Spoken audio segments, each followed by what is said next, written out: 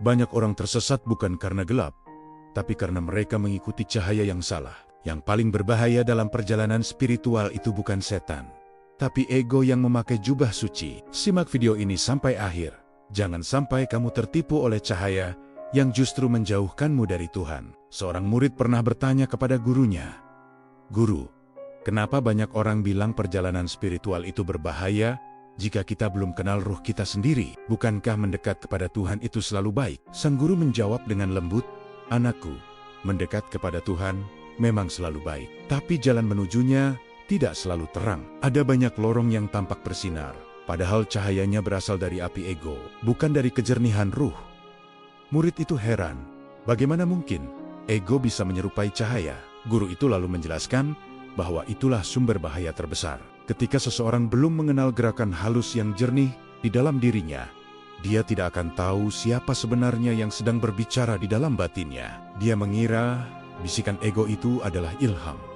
Dia mengira dorongan nafsu itu adalah intuisi. Dia mengira getaran emosinya adalah kedekatan spiritual. Padahal, itu semua hanyalah gelombang dari dalam diri yang belum disucikan.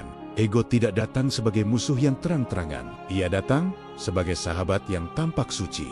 Ia bisa mengajarimu ritual, tapi membawamu pada kesombongan. Ia membimbingmu berzikir, tapi membuatmu merasa paling dekat dengan Tuhan dibandingkan orang lain. Ia bisa membuatmu menangis, tapi tangisan itu bukan karena cinta, melainkan karena ingin diakui bahwa dirimu istimewa. Seseorang yang belum mengenal ruhnya itu sebenarnya sedang berjalan dalam kabut, dan kabut yang paling pekat adalah kabut yang menyerupai cahaya. Itulah sebabnya perjalanan spiritual ini bisa berbahaya, bukan karena jalannya gelap, tapi karena ego bisa tampil lebih terang daripada cahaya itu sendiri. Lalu, bagaimana cara kita memahami bahaya ini? Coba perhatikan apa yang tumbuh di dalam hatimu setelah kamu beribadah atau melakukan amalan spiritual. Jika yang tumbuh adalah ketenangan, kelembutan, dan kerendahan hati, itu adalah tanda bahwa ruh mulai memimpin. Tapi jika yang tumbuh adalah rasa ingin terlihat hebat, ingin dianggap lebih paham, atau ingin dipuji, maka itu bukan ruh.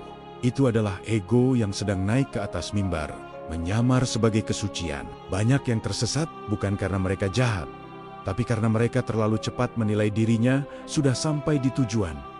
Padahal, mereka baru saja memulai. Mereka tersesat karena belum pernah duduk hening untuk menyimak siapa yang sebenarnya hidup di dalam diri mereka. Jadi, kuncinya adalah mengenal diri.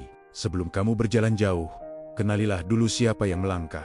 Sebelum kamu memutuskan arah, kenalilah dulu siapa yang memberi keputusan. Dan sebelum kamu menilai sebuah cahaya, kenalilah dulu kejernihan matamu. Jika mata batinmu belum jernih, maka cahaya apapun bisa menipumu.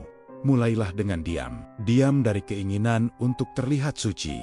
Diam dari ambisi untuk mencari pengalaman-pengalaman spiritual yang luar biasa. Diam dari rasa ingin cepat sampai ke tujuan. Dalam keheningan itulah kamu akan melihat bahwa bahaya spiritual terbesar bukan datang dari luar, tapi dari dirimu sendiri yang belum kau kenali. Ingatlah, yang berbahaya bukanlah tujuannya. Yang berbahaya adalah berjalan dengan diri yang belum jernih. Karena seseorang yang belum mengenali ruhnya akan sangat mudah terseret oleh bayangan dirinya sendiri yang ia kira adalah cahaya kebenaran. Semoga kita semua dibimbing untuk mengenali diri kita yang sejati. Terima kasih sudah menonton.